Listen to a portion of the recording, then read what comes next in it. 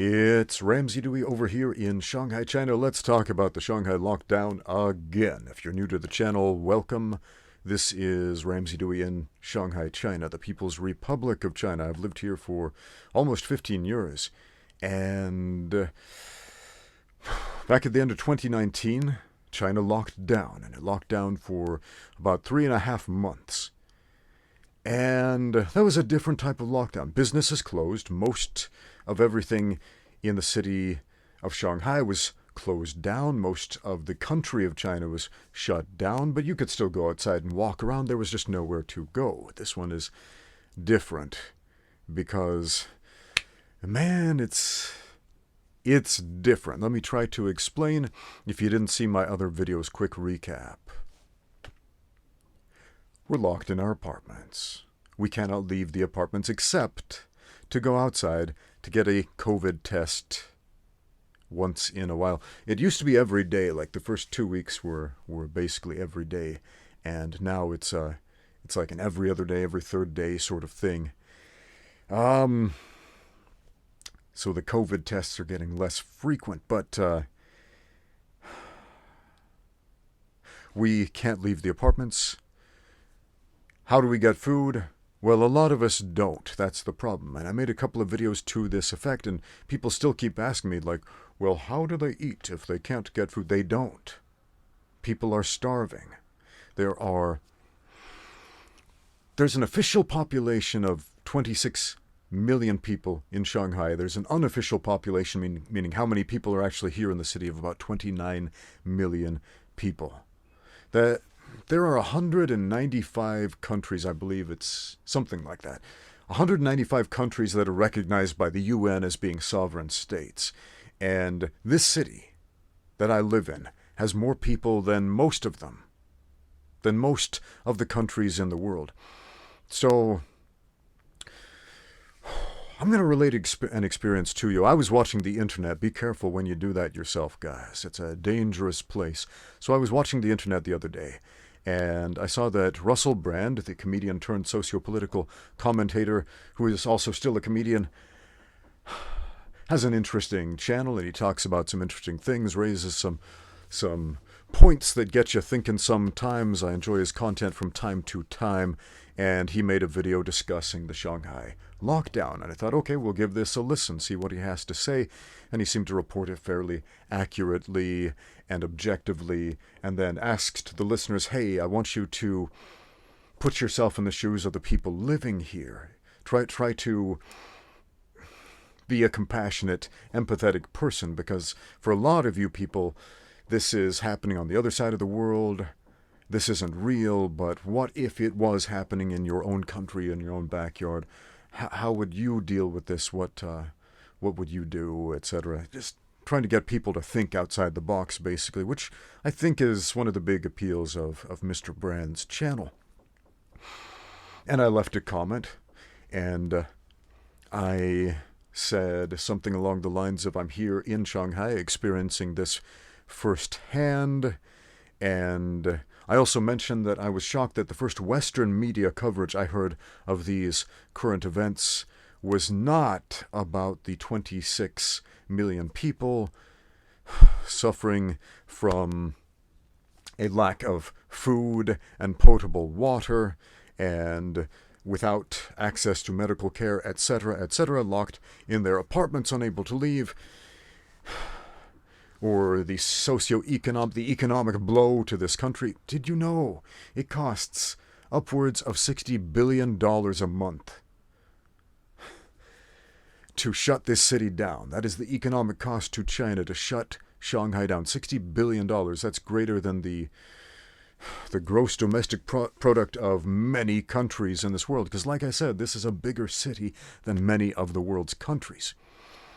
It's kind of a big deal if this place gets locked down, which it is. So anyway, I said I was shocked to see that the first Western media portrayal of these events were displaying the plight of cats and dogs out on the streets. Apparently they showed some video of a guy out on the street catching a cat and sticking it in a bag and doing something mean to it. I don't know what, I didn't see the video. But that's what people were talking about when I heard that other people outside of China were talking about these events. So I mentioned that very briefly. And this brought out the wolves from the woodwork. Not the wolves, the vegan cat ladies from the woodwork. And the vegan cat ladies got mad. Oh boy, did they ever. One of whom left a very hilarious comment who said, if people would just stop eating meat, then all of these problems would be fixed. To which, fortunately, there were a couple of level-headed people watching Mr. Brand's video that day because they said, let me get this straight. You're trying to tell 26 million starving people that if they just stop eating meat, that they won't be hungry anymore. Okay, got it. Logic. Rock solid logic, friends. But man, there was some angry people trying to hash this out into a discussion, pushing their personal brand of politics, etc., etc. Maybe we'll get into a little bit of that later. But several people asked me something like this. Lana Montana said, or maybe it's Lana Montana, I don't know. Maybe it rhymes, I don't know. But Miss Montana said, are you okay? We want to hear back from you. Please let us know what's happening over there. We care. I just started hearing about the animals today, whereas I saw my first clip of people screaming locked inside their buildings probably 4 days ago. It gave me the chills and made me feel sick. I pray better days find all of us and not a moment too soon. There was another woman who asked me a similar question, like what's really going on over there. Unfortunately, her comment and my response was deleted, most likely by the YouTube robots. Because did you know that only about 50% of comments that are written actually get published because of the YouTube AI? Marks most of them as either spam or marked for review or sent to, or just outright deleted for having the wrong set of words in the wrong order. Because they're trying to police the language, and it's a well-intentioned AI trying to get rid of bad people saying bad things, but more often than not, it just ends up interrupting conversations and making people mad. Why did you delete my comment? I get this all the time. People are like, why did you delete my comment? I didn't say anything bad. I'm like, I didn't delete anything. Yes, you did. It's gone. It was the YouTube robots. But anyway, this woman asked, I've seen all these horrific things, these videos of dogs and cats being tortured, people jumping off of buildings, people screaming. Is that how it really is? Is it like that all over the city? Now, these things have probably happened. I've seen some people using recycled footage from different cities, from different periods of time, trying to pass it off as what's currently happening in Shanghai, which is crazy since there are literally millions, tens of millions of videos being published every day in Shanghai, and they're not hard to find. They are not hard to find at all, so I don't know why some of the pseudo-journalists of the internet are compromising their own integrity and misinforming you by showing you something else when there's plenty to report on right here. But that's beside the point. Is that how it is all over? No. You might notice I opened up this video saying that this is a city with 26 million official residents and 29 total million people living here at any given time.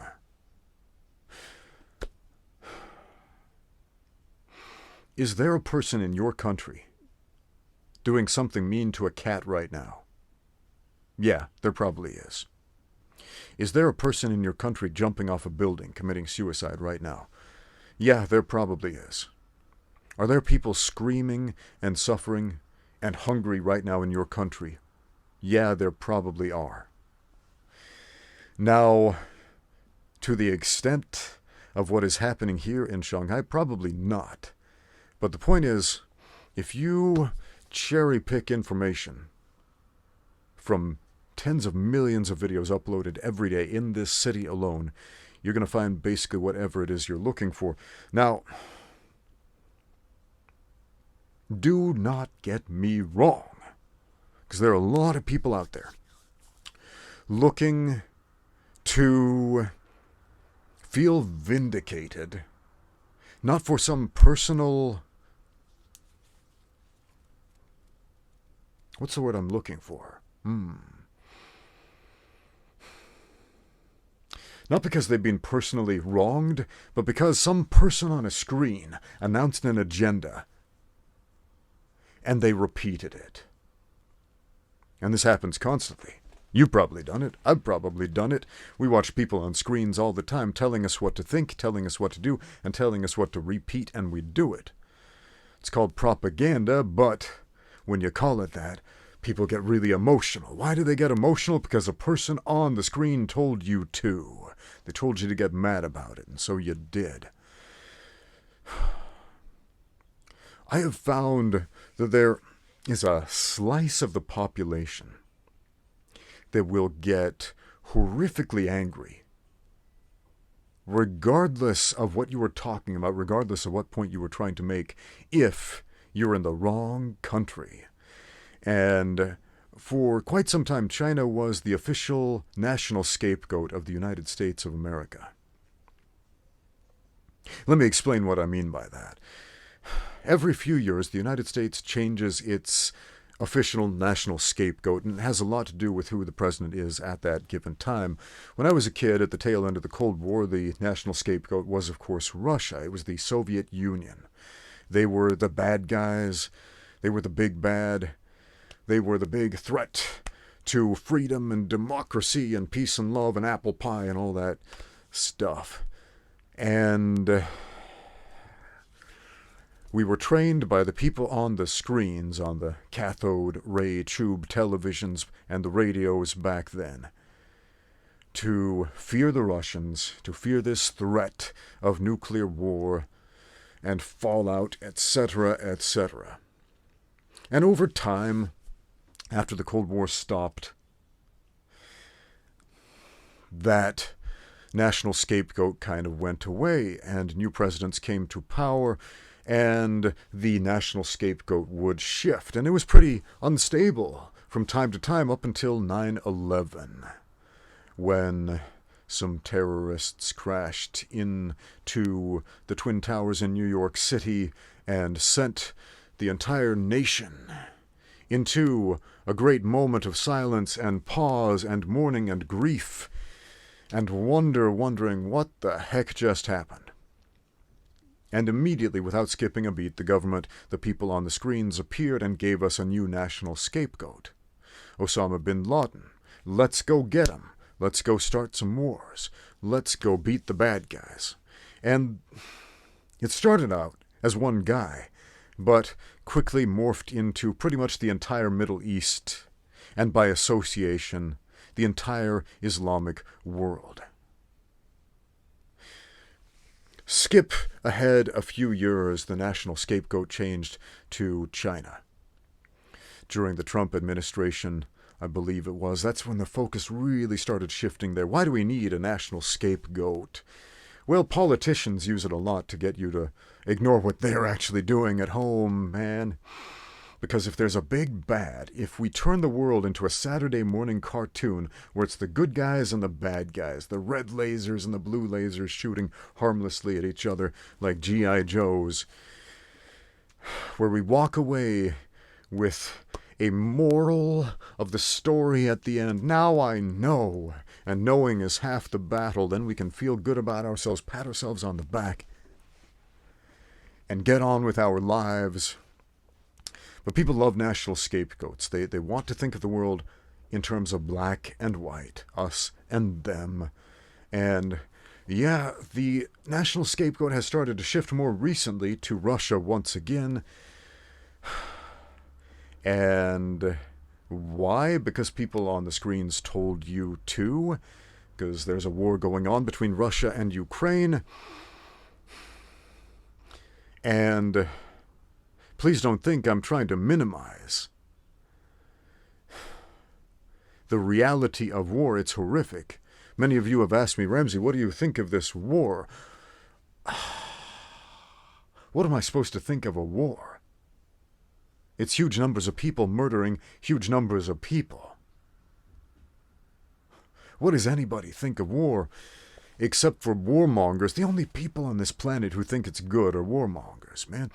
I have a bunch of former students from both Russia and Ukraine some of whom are literally fighting each other over there right now.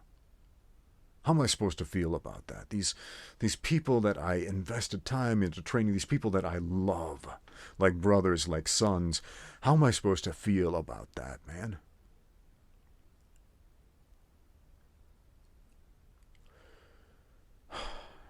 But the people on the screens told you to feel a certain way about it, and a lot of you followed suit and followed the propaganda, and you're feeling that specific way about it. And anybody who feels any way different,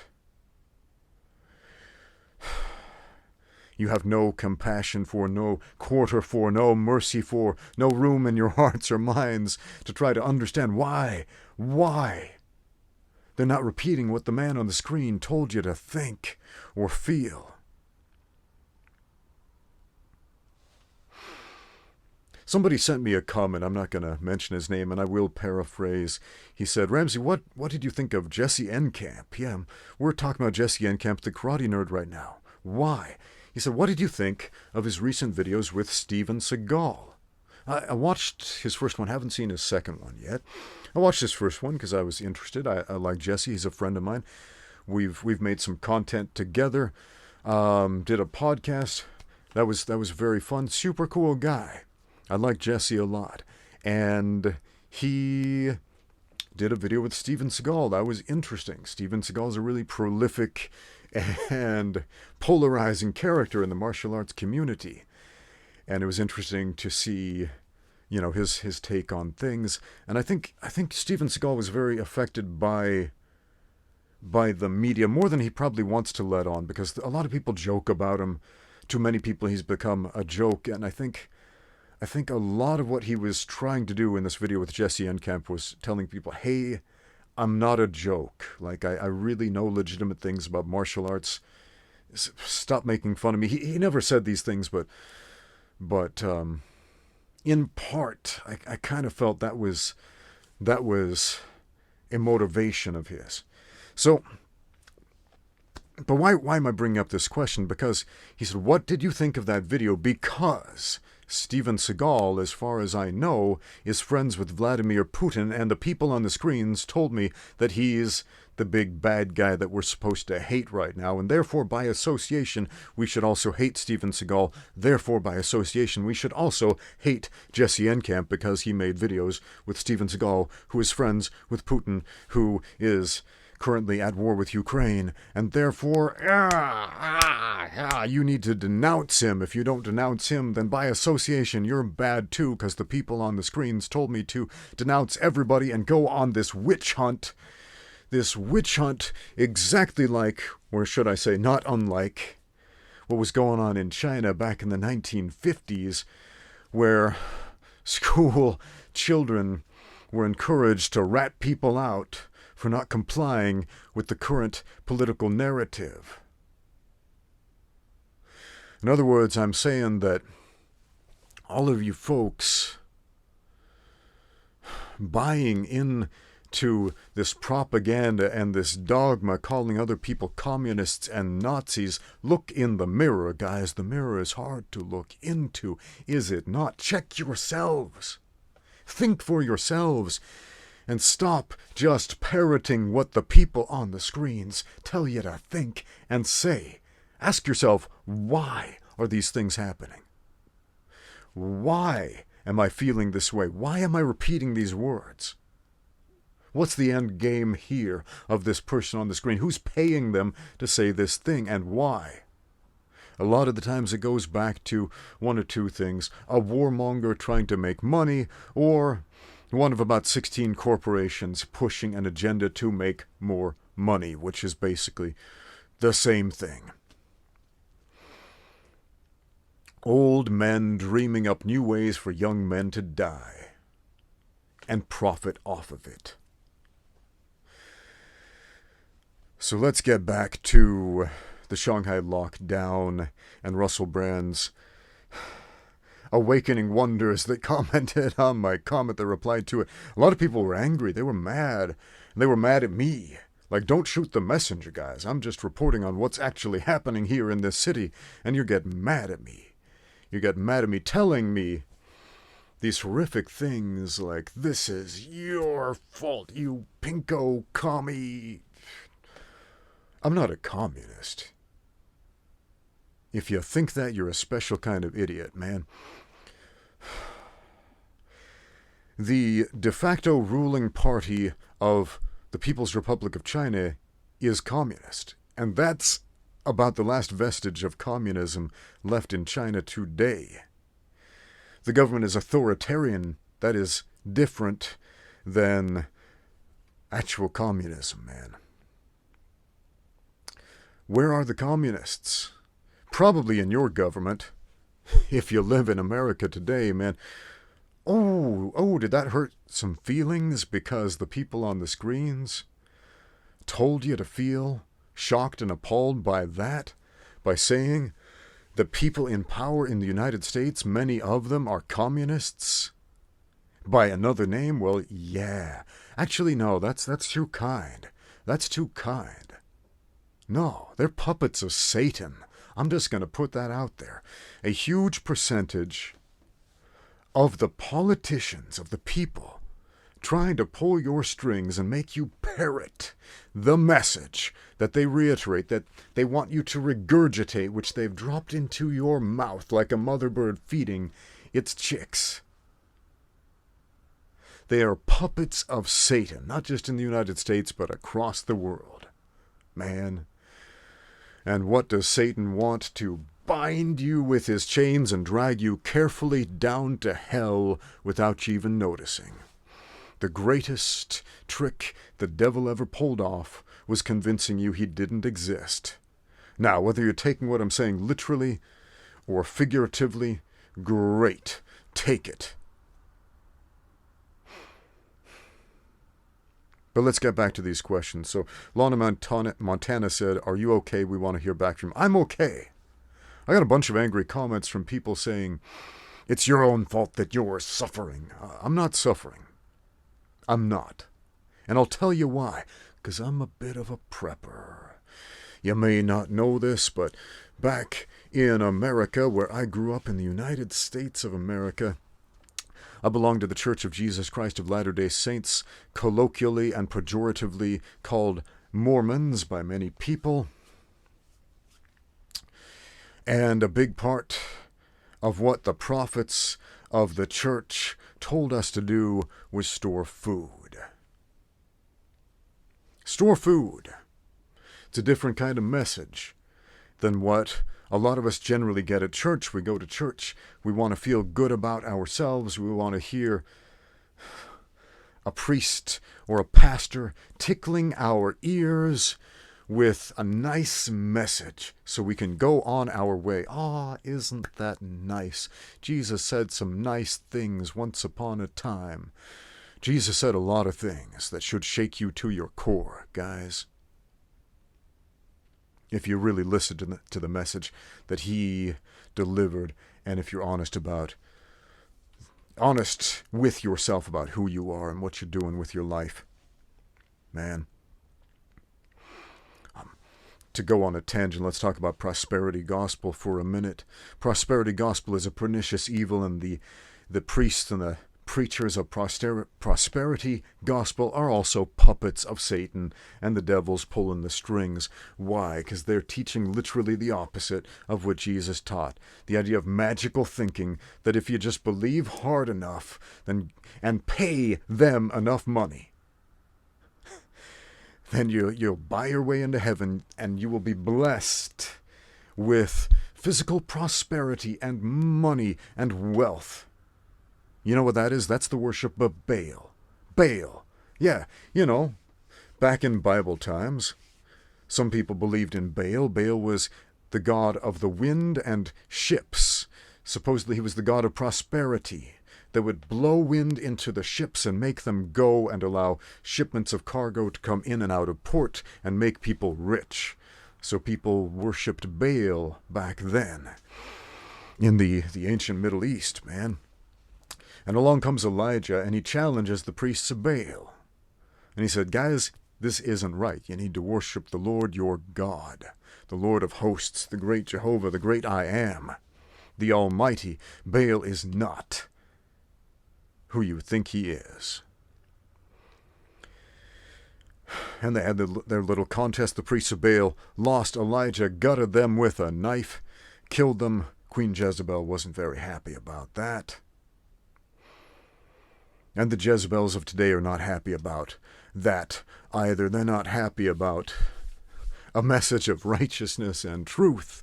Man, I'm going on a lot of asides here, but look in the mirror first.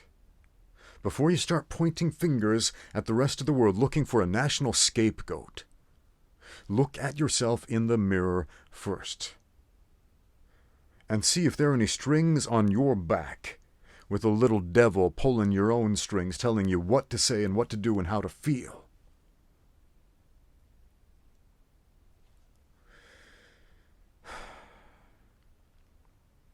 We were answering this woman's question. Ms.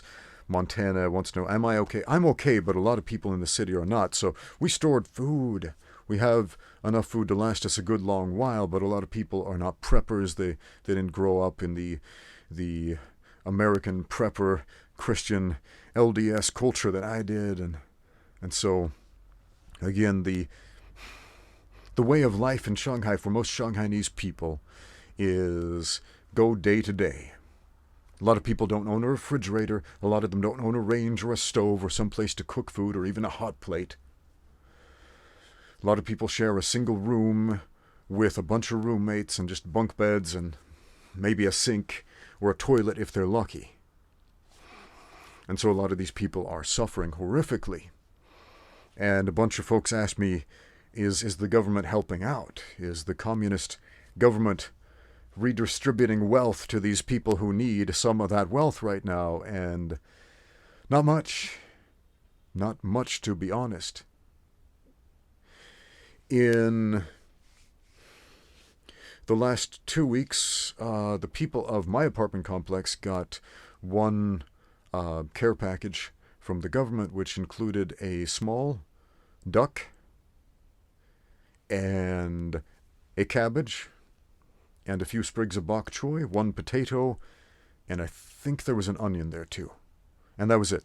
That's 2 weeks. That's about maybe 500 calories total of food to last 2 weeks per household, regardless of how many people are in your household. And that was it. So people who are able to get food right now, it's pretty much reduced to classism right now. The wealthy, the ones who are able to afford it, and to get it, you need to know a guy who knows a guy on the outside who's able to deliver. There are certain delivery companies making certain food items available, first come, first serve, but only if enough people in the same apartment complex pool their resources, and it's difficult. So a lot of people, especially people who don't have money, are doing without. And a lot of people don't have money because they can't work because everything's shut down. Now, I'm okay. This is not a please pity me type of message. No, I'm fine. I don't need your pity. But there are millions of people out there that are suffering. And if you cannot appreciate that, you have no heart and you have no soul. Please repent of your wicked ways and find Jesus in your life, friends. Jesus saves. So, a little more of this question. Please let us know what's happening over there. We care. I just started hearing about the animals today, whereas I saw my first clip of people screaming locked inside their building probably 4 days ago. I saw that clip. It's been replayed over and over again on Western media, probably because it's one of the more emotional ones. Gets people's attention. You hear screaming from a bunch of people in buildings. Have I heard that? No. I mean, my apartment complex is pretty quiet. So once every couple of days we march outside and take a COVID test and then go back in, and that's it. So we keep hearing rumors that this lockdown's going to end. It was initially just supposed to be 5 days, maybe 4 days, depending on who you ask, but 4 or 5 days. And that turned into a week, and that turned into 2 weeks, and that turned into a month, and some people are saying, yeah, by Tuesday we'll be out. But the more conservative projections are this is going to go on through June. It's going to go on through June most likely.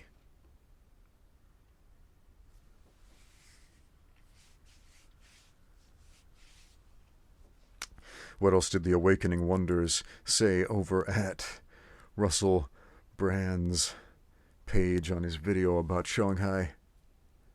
Oh man, the vegan cat ladies, man, they crack me up. If you're a vegan cat lady, cats are not vegan. They are obligate carnivores. They need to eat meat in order to survive. They do. Do you know why taurine in the United States was by law added to cat food? I think, when was it? Like back in the 80s or early 90s. But the government made a law, the U.S. government made a law that you had to add taurine to cat food. Why? Because there were too many vegan cat ladies only giving their cats vegan cat food, and their cats were dying. Cats need taurine and a bunch of other essential nutrients that only come from animal sources. So, yeah, man. If you're a vegan cat lady, repent. You need Jesus. Stop torturing your cat and then pontificating and being one of the greatest hypocrites I can think of in the situation right now. Telling the world not only if the starving people would stop eating meat, then they would be fine. The starving people don't have food. But more so, oh, those horrific people being mean to cats over there in China when you are torturing your cat, giving it a slow and painful death right now, and it's going to die of renal failure. But only after suffering greatly, so stop torturing your cats, vegan cat ladies. Man. Somebody in the comment section right now is saying, this is whataboutism. This is whataboutism. You're trying to make China look better by poo-pooing on the U.S. No, I'm not trying to make anybody look better. How has anything that I've said made anybody look good? Bad things are happening in Shanghai right now. Bad things are happening in America right now. There are bad things happening all over the world right now. This doesn't make anybody look good. Please explain to me how it does. But again, some people get lost when I call out dishonest journalism, which I have done before on this channel.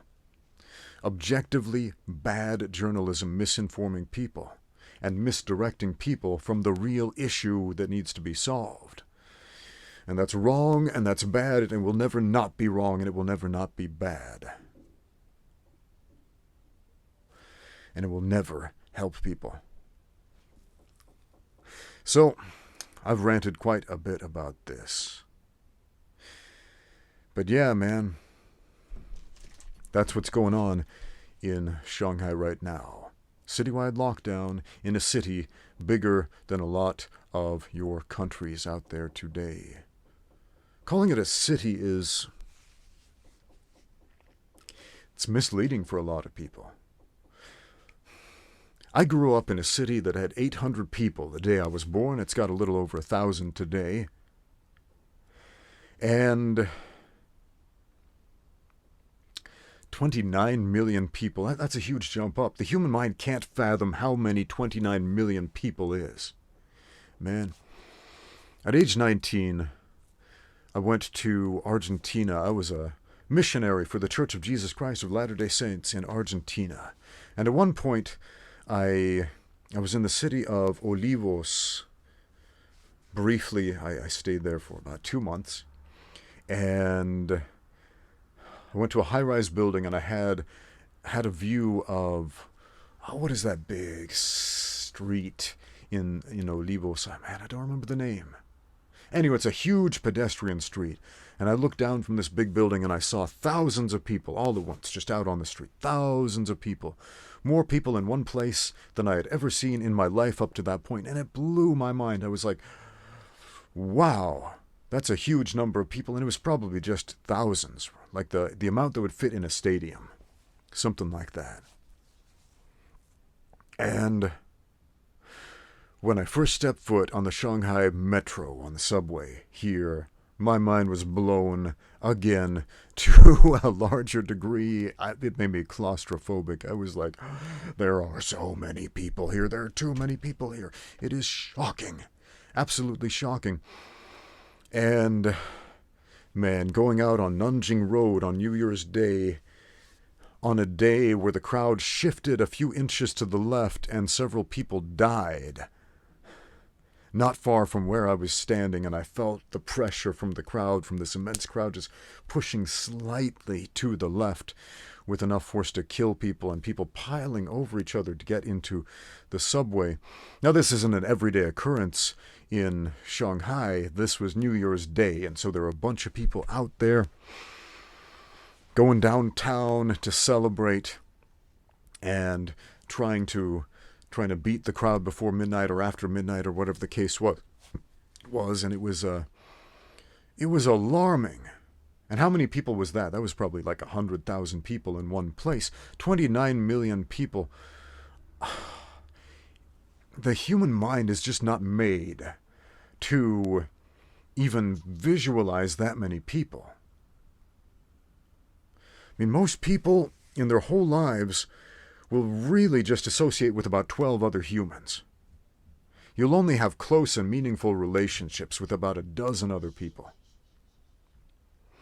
So when we talk about 29 million people suffering, being hungry, being thirsty, this goes over people's heads. But when we put up an image of a cat having a rough time of it, ooh, this gets the attention of the crowd because people can relate to a cat. They can't relate to 29 million people. People hear about atrocities like the Holocaust. Millions of Jews were killed in the Holocaust. And they're like, yeah, that was bad. We understand that's bad. You don't understand how bad it was because you can't visualize that many millions of people. You can't even begin to fathom that quantity of murders.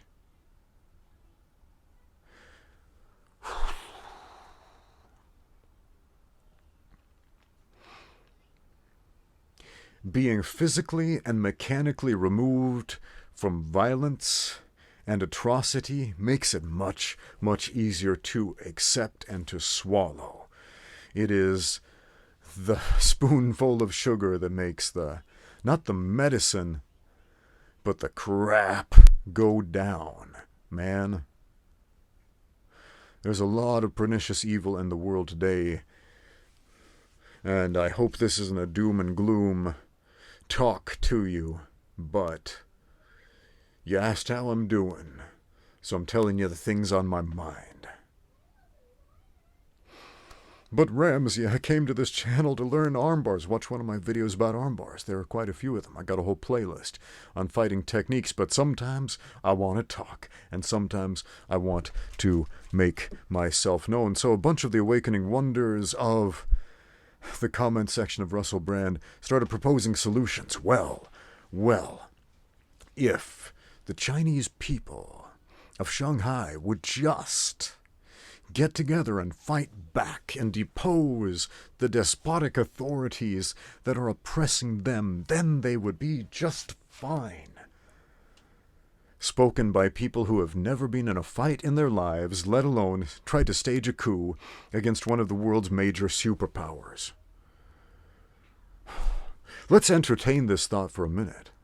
Let's entertain this thought and assume that there is a sizable enough portion of the Shanghai population that wants to fight against the government with what? Their chopsticks? That wants to fight against the government so that they can go outside and then what? And then what? Then we have an anarchy led by uneducated people who are apparently really good at fighting with chopsticks, I guess. And then what? And then we have a region that is destabilized. And then what? Some other world superpower steps in to fill the void, like who? The United States? What happens when they step into destabilized regions? Man, did we forget that 20 years of perpetual warfare in the Middle East and what that did to those nations over there, to those countries, to those sovereign states over there? Did we forget?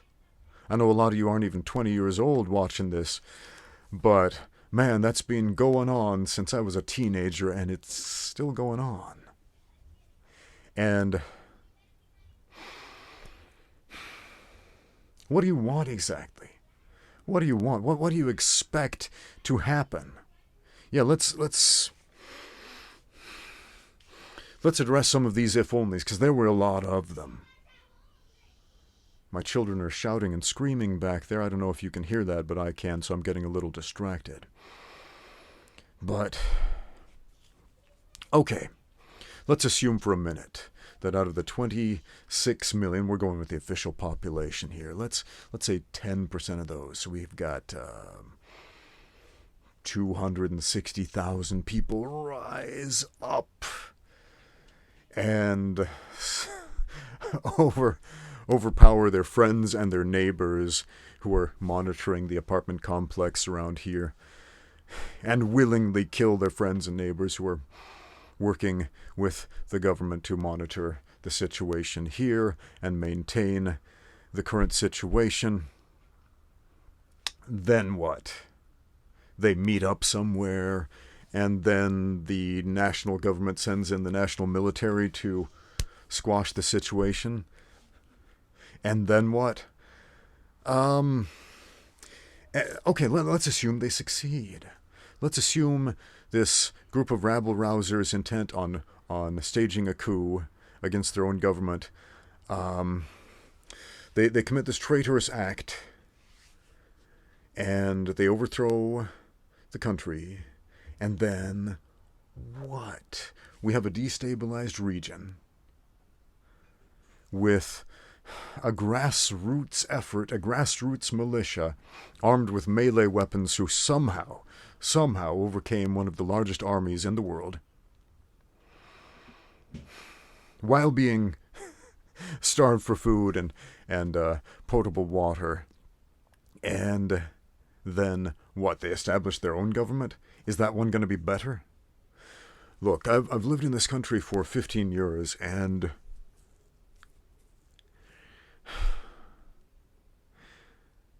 anytime I say anything positive about this country, there are some rabble-rousers in the comments who will say, "You're a shill for the Chinese government. How much is the CCP paying you to say that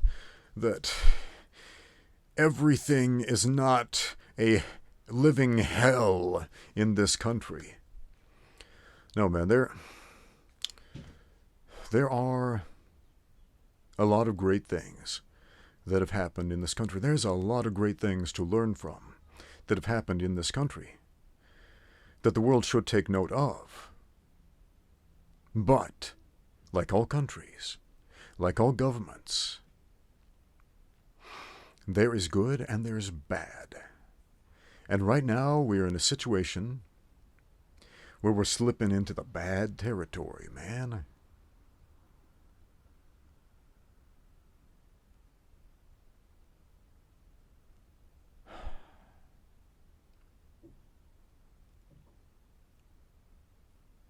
And then what?